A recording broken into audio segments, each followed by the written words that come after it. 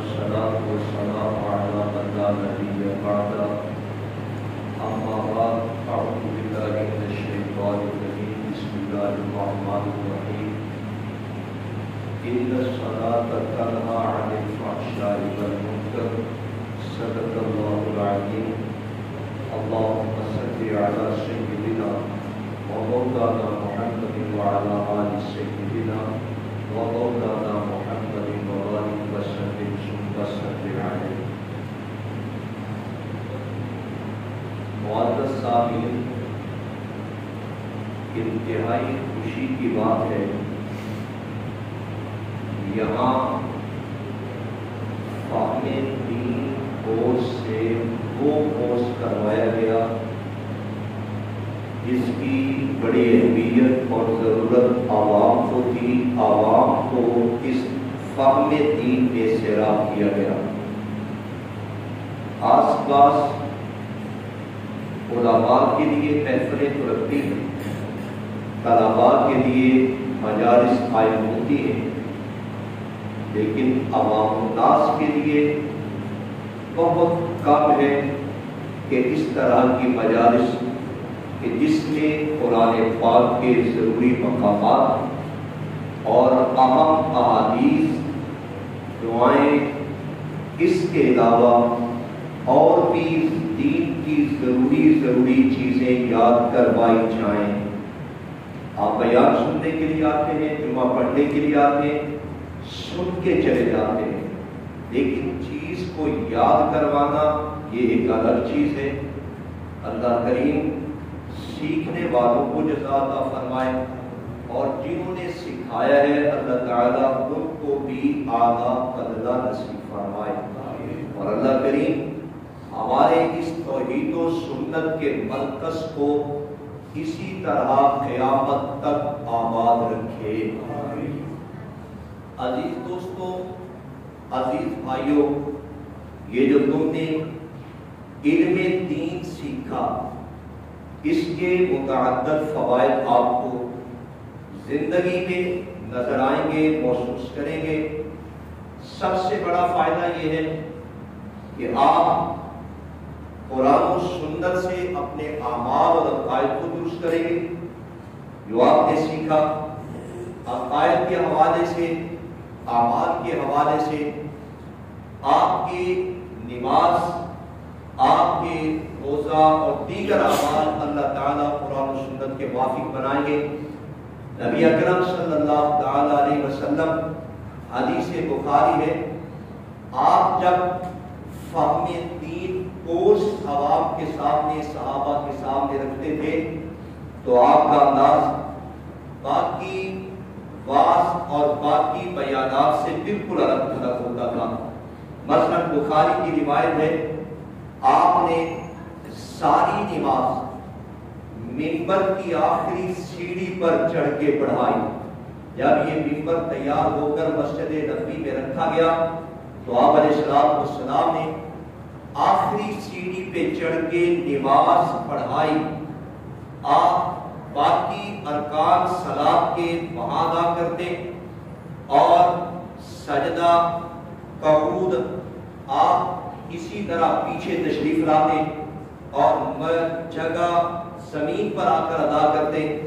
جب نبی اکرم صلی اللہ تعالی علیہ وسلم نے پوری نماز عملی طور پر لوگوں کے سامنے پیش کی تو آپ نے ساتھ پتہ کیا کہا؟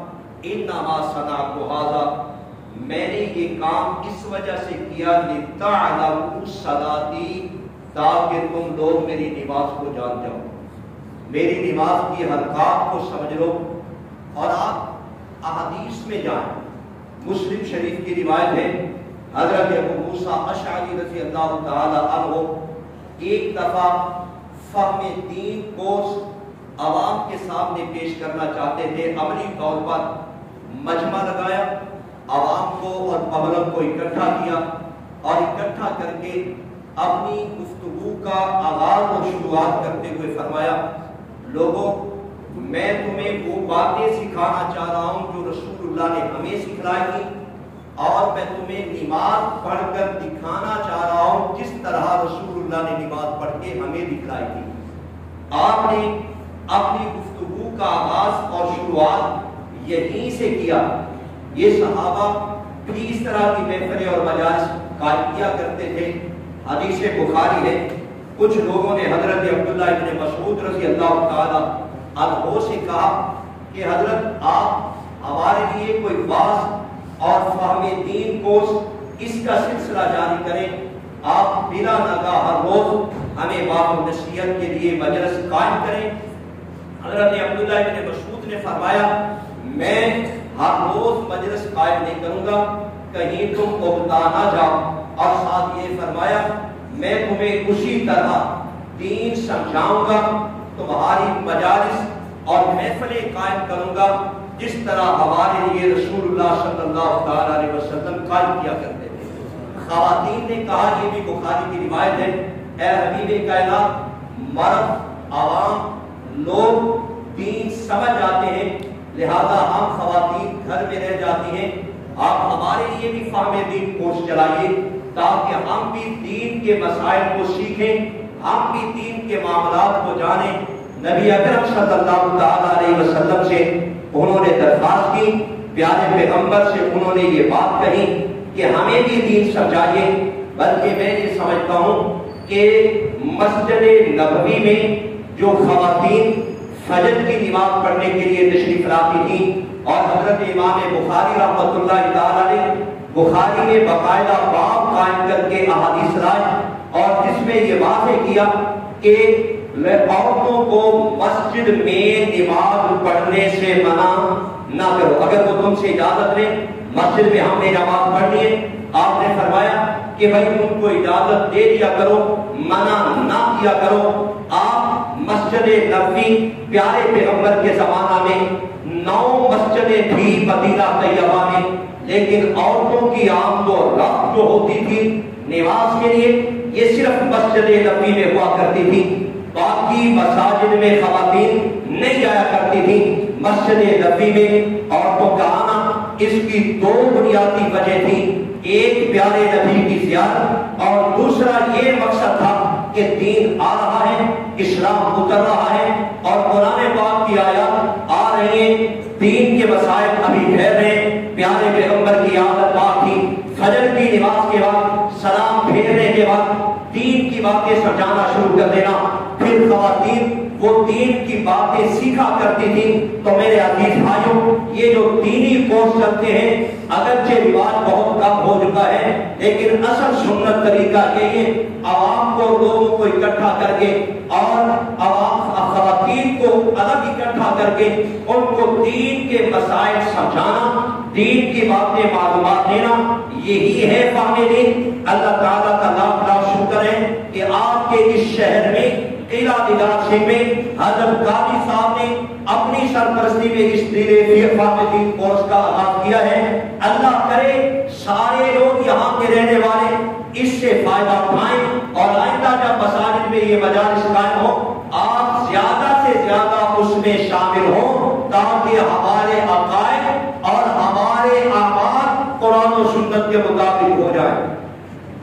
اور یہ بات ہے اس دین کو سمجھنے کے بعد ایک بڑا فائدہ تو یہ ہے کہ ہمارا عقیدہ قرآن کے موافق ٹھہرے گا اور ہمارا عمل پیارے نبی صلی اللہ علیہ وسلم کی سنت کے مطابق ٹھہرے گا۔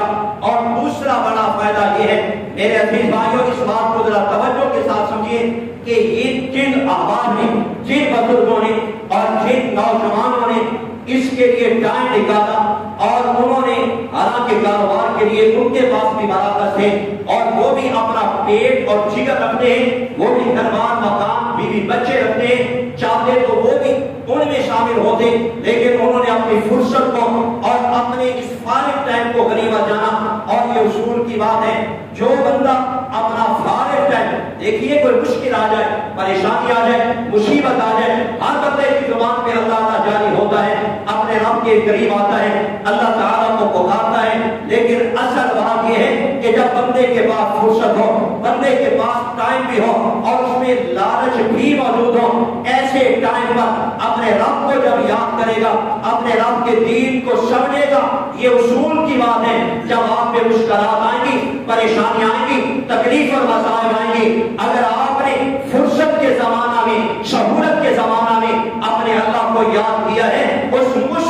کے زمانہ میں اللہ تمہیں بھی یاد کرے گا انشاءاللہ۔ یہ اصول کی بات ہے، یہ قانون کی بات ہے۔ حدیث بخاری ہے، پیارے پیغمبر صلی اللہ علیہ وسلم نے ایک دن حضرت عبداللہ ابن عباس سے کہا تھا، فرمایا کہ اے عبداللہ ابن عباس ایک بات کو ذہن میں بٹھا لے اور اس کو دل و دماغ میں بٹھا لے۔ حضرت آقا جوانہ صلی اللہ علیہ وسلم نے فرمایا احفظ اللہ یحفظک۔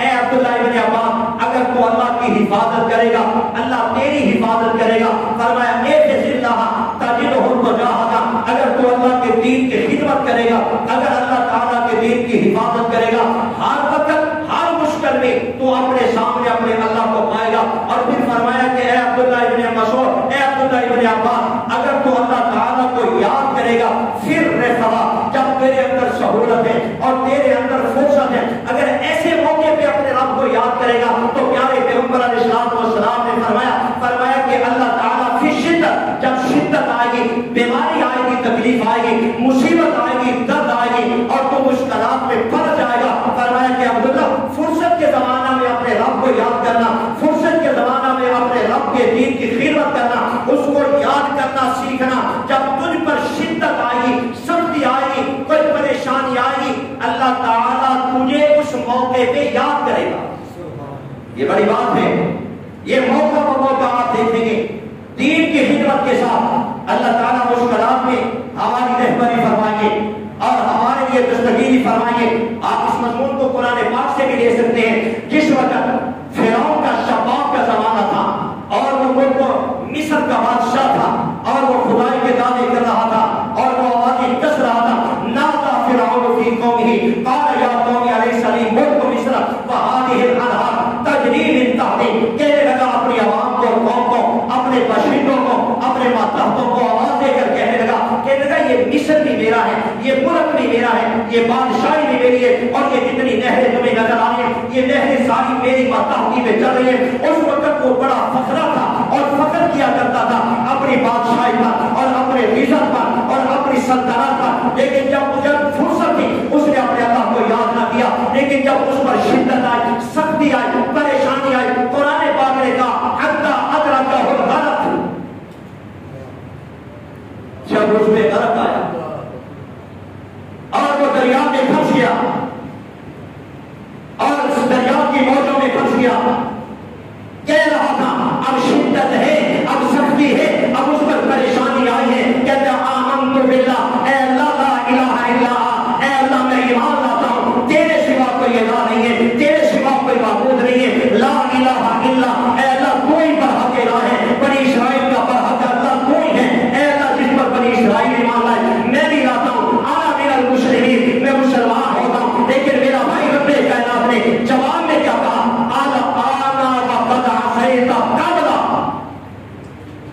اے فرعون اس وقت تو کہا تھا جب ہم نے تجھے سہولت دی تھی، جب تیرے پاس ٹائم تھا، جب تیرے پاس وقت تھا، جب تیرے پاس رزق تھا، جب تیرے پاس سہولت تھی اور جب تیرے اندر طاقت تھی، اس وقت تو ہمیں کیوں نہیں پکارا کرتا تھا؟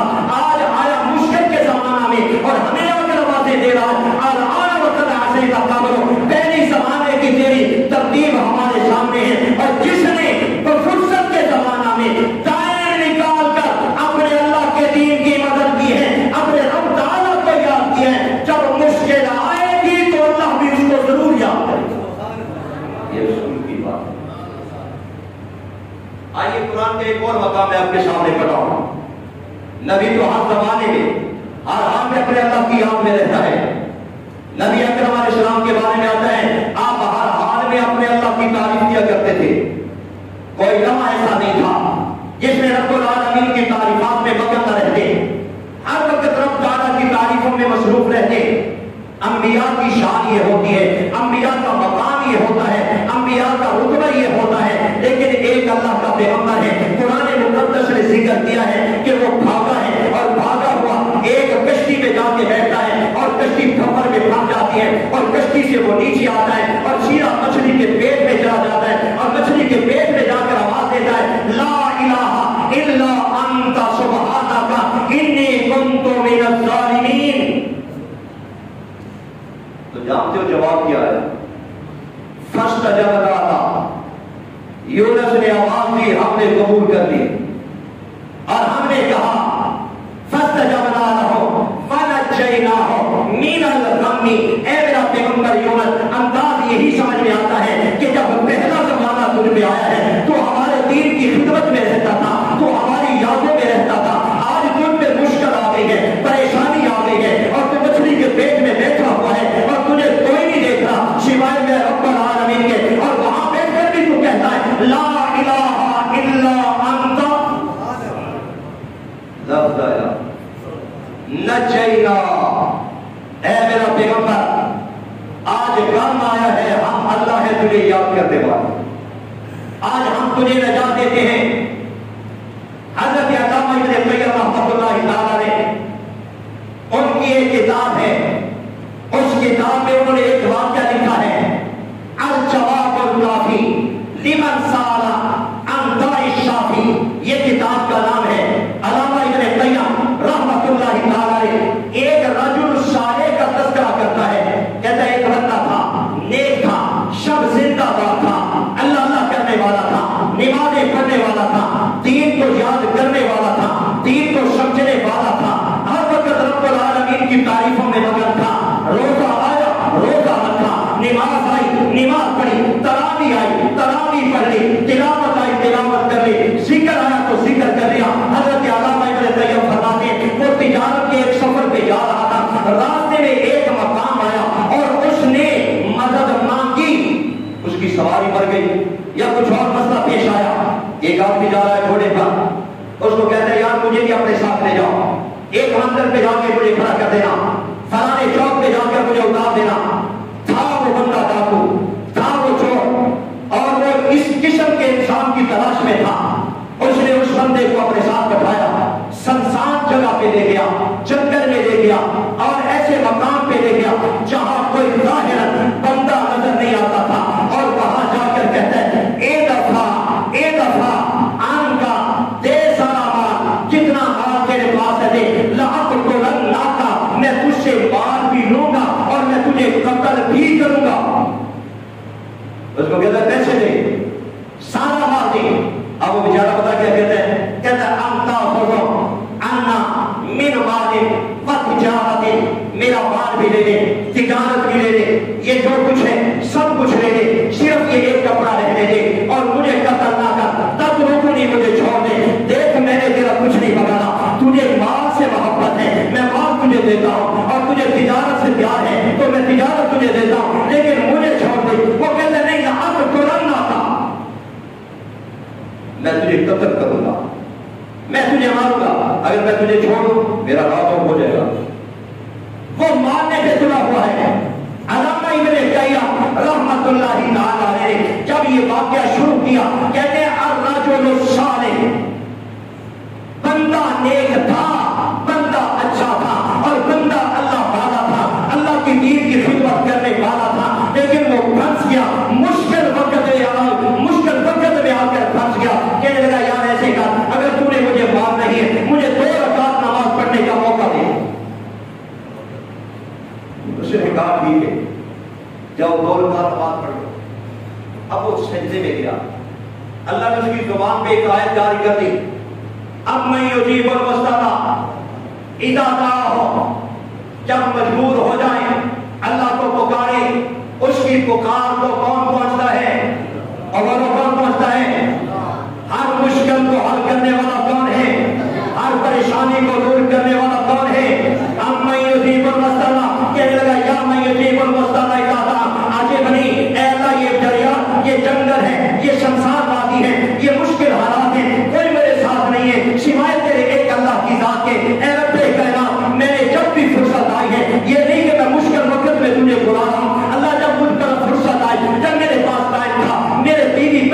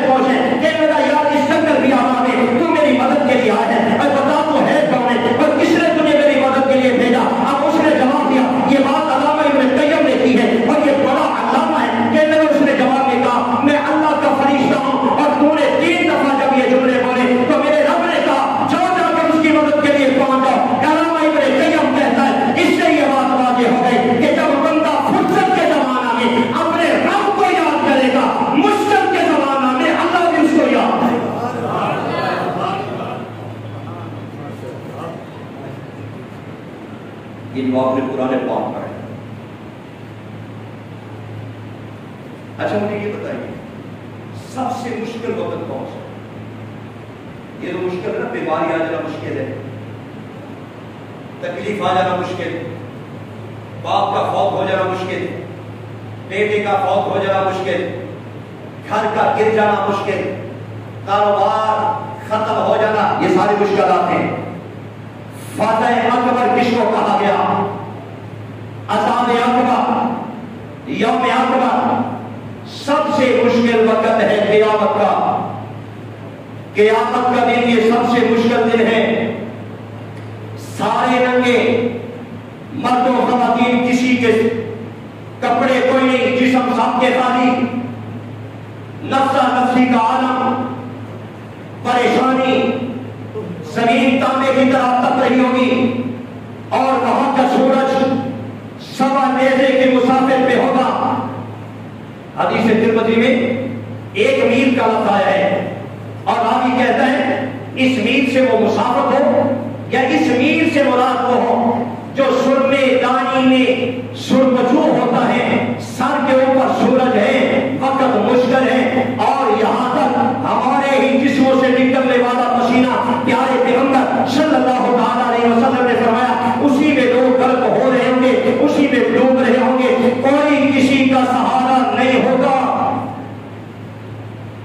یوم یفر المرء من اخیہ وامہ وابیہ وصاحبتہ وبنیہ، یہ تو قرآن پاک نے نقشہ بیان کیا ہے۔ باپ بھی بھاگ گیا، اور بیوی بھی الگ ہو گئی، ماں بھی جدا ہو گئی، بھائی بھی جدا ہو گئے، کنبہ قبیلہ بھی الگ ہو گیا، کوئی کسی کو پوچھنے والا، بندہ تنہا کھڑا ہے، تنہا کھڑے ہیں۔ اور پیاس کا کیا حالت ہے؟ ابھی تو چلو دن ٹھنڈے چل رہے ہیں، جب جون جولائی اگست کے روزے تھے، 16-17 دن مہینے، 16-17 گھنٹے کا روزہ تھا، شدت پیاس کی وجہ سے بندے کو پیاس لگی ہوئی ہے، لیکن انتظار کس کا یار؟ 1-1.5 گھنٹے کے بعد روزہ افطار ہونے والا ہے۔ وہ دن تو ہے بھی 50,000 سال کا، 50,000 سال کا دن، انتہائی دشواری، انتہائی مشکل۔ آقا علیہ السلام نے فرمایا لوگوں کی آنکھوں سے خون کے آنسو نکل رہے ہوں گے، لوگوں کی آنکھوں سے خون کے آنسو۔ بخاری کی روایت ہے کہ پیارے پیغمبر صلی اللہ علیہ وسلم نے فرمایا کہ لوگوں اس دن تو انبیاء بھی اپنے گھٹنوں کے بل گر جائیں گے۔ بڑا ہی مشکل وقت ہے۔ آج صاحب تشریف لا رہے، توجہ سے یہ آپ کو ایک حدیث سنا رہا ہوں، اس حدیث کو سمجھیے۔ آپ نے قرآن پڑھا ہے، آپ نے حدیث پاک پڑھی ہے، آپ نے قرآن پاک کی آیات کو تلاوت کیا، یاد کیا، جانتے یہ فائدہ کب ہوگا؟ آپ کو کس وقت فائدہ ہوگا؟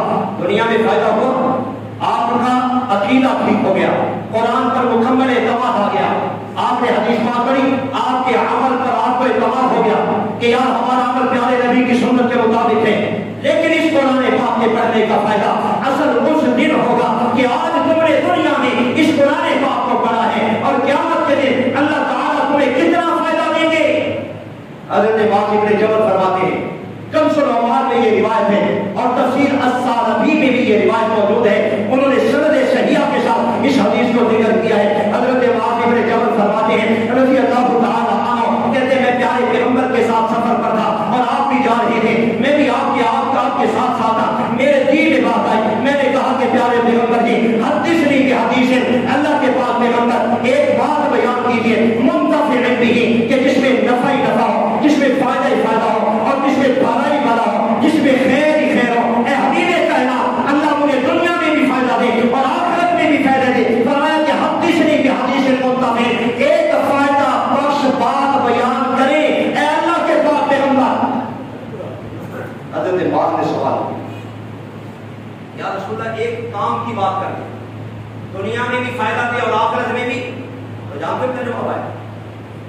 یہ وہ ہے جو آپ نے پڑھا ہے، قاضی صاحب نے جو آپ کو پڑھا ہے۔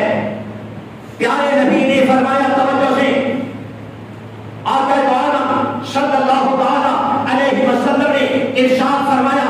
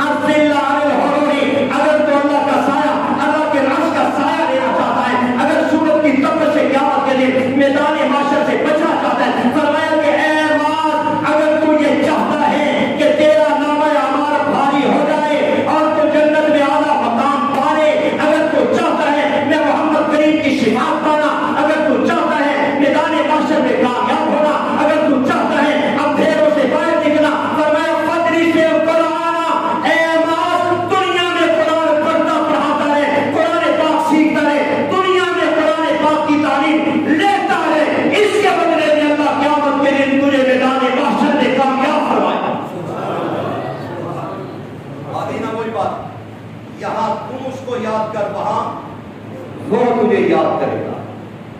اس قرآن کے ذریعے بچو گے۔ القرآن حجۃ لک علیک۔ کل شام جائیں گے قیامت کے لیے، میں جاؤں گا، آپ جائیں گے، ہر کسی کے ساتھ قرآن ہوگا، ہر کسی کے ساتھ قرآن ہوگا۔ قیامت کے دن جائے گا، آپ کے ساتھ بھی قرآن، میرے ساتھ بھی قرآن، ہر کسی کے ساتھ بھی قرآن۔ ایک حدیث سنانا چاہتا ہوں۔ حضرت ام درداء رضی اللہ تعالیٰ عنہ ام المومنین حضرت عائشہ کے پاس آئی رضی اللہ عنہ، کہنے لگی امی جان ایک سوال کرنا چاہتی ہوں۔ فرمایا کرو۔ کہنے لگی یہ تو بتائیے جنت میں درجات ہیں کتنے؟ جنت میں درجات کتنے ہیں؟ حضرت عائشہ نے فرمایا اے ام درداء تجھے جنت کے درجات کی بات بیان کرو۔ کہا کہ ان عدد درجات الجنت کعدد آیات القرآن۔